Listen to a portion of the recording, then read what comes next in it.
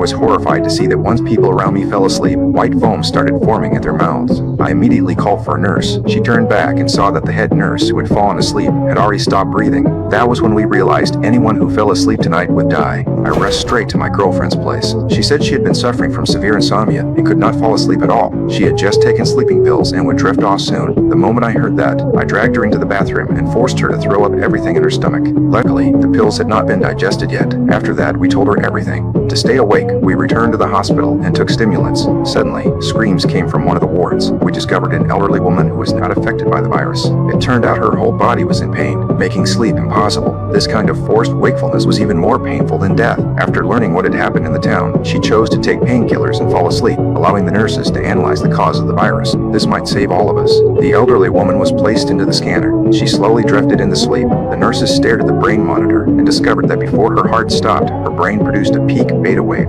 This meant the real cause of death was dreaming. At that moment, I said I would volunteer to sleep. She dreamed for 3 minutes before her breathing stopped. I would only sleep for 2.5 minutes, and they had to wake me up immediately. Entering that dream might hold the answer. I closed my eyes. I woke up from the dream almost instantly, but I felt my foot chained to the ground, unable to break free no matter how hard I struggled. A car suddenly approached. Inside was my mother, who had died long ago. She handed me a cup of coffee and told me drinking it would wake me up. At that moment, an oddly dressed old man appeared in the distance. With a gentle pull, my mother slowly stepped back. The old man told me the key to stopping the virus was hidden on Aristhor Island. The next second, my companions shook me awake. I immediately told them about Aristhor Island, but when we checked the map, we discovered the island was thousands of miles away. We began collecting stimulants and prepared a plane for takeoff. The aircraft successfully lifted into the air. Everyone fought desperately against sleep. Suddenly, my girlfriend collapsed. I completely panicked and ordered the nurse to bring adrenaline. No matter how much medication we used, she never woke up. Even so, we still had to stay awake. My companion's vision began to blur. He used every possible method to stimulate himself and barely managed to fly the final stretch.